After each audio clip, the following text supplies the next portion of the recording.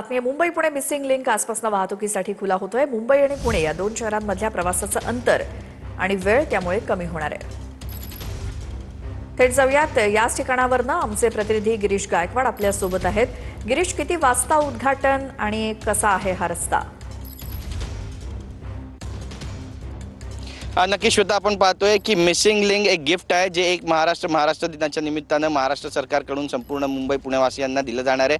तयारी पूर्ण झालेली आहे। रस्ते अगदी चकाचक आपल्याला पाहायला मिळतात। दोन प्रशस्त बोगदे जे आहेत ते सुद्धा आपण या ठिकाणी पाहतोय। एक बोगदा जो आहे तो जवळपास 2 किलोमीटरचा आहे। याचा पुढचा जो बोगदा आहे तो जवळपास 9 किलोमीटरचा आहे आणि 23.5 मीटर रुंदीचा हा बोगदा आहे, ज्याची नोंद गिनीज बुक ऑफ वर्ल्ड रेकॉर्डमध्ये करण्यात आलेली आहे। ठिकठिकाणी बॅनर्स पोस्टर्स लावण्यात आलेले आहेत आणि या रस्त्यांमुळे जवळपास 30 ते 40 मिनिटं मुंबईकर पुणेकरांची जी बचत आहे ती होणार आहे आणि दरवर्षी जवळपास 350 कोटीचं जे इंधन आहे ते वाचणार आहे। म्हणजेच दिवसाला 1 कोटीच्या इंधनाची बचत होणार आहे, वेळेची बचत होणार आहे आणि मुंबई पुणे जो प्रवास आहे तो अत्यंत सुसाट होणार आहे। महाराष्ट्राच्या विकासाचा एक मैलाचा दगड म्हणून याकडे पाहिलं जातं आणि आज मुंबई पुणे द्रुतगती मार्गातील बरोबर आहे। गिरीश आणि रणजित जाधव आपले प्रतिनिधी हे देखील तिथून आपल्या सोबत आहेत। रणजित, आणखी काय वैशिष्ट्य सांगाल या मिसिंग लिंकची?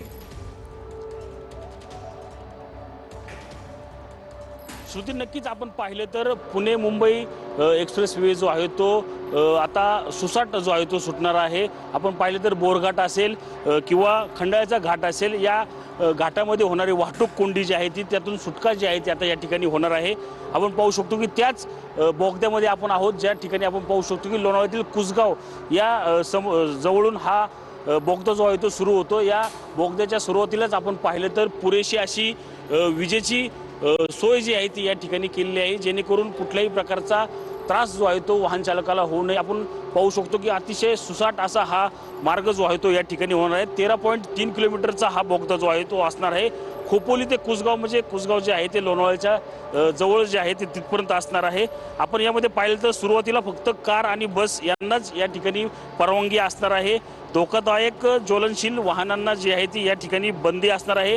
100 किलोमीटर पर्यंत ताशी वेग जो आहे तो गाडीचा ठेवता येणार रणजित, आहे। या सगळ्या माहितीसाठी धन्यवाद। थोड्याच वेळात मुख्यमंत्र्यांच्या हस्ते याचं लोकार्पण होईल, याकडे आपलं लक्ष असेलच।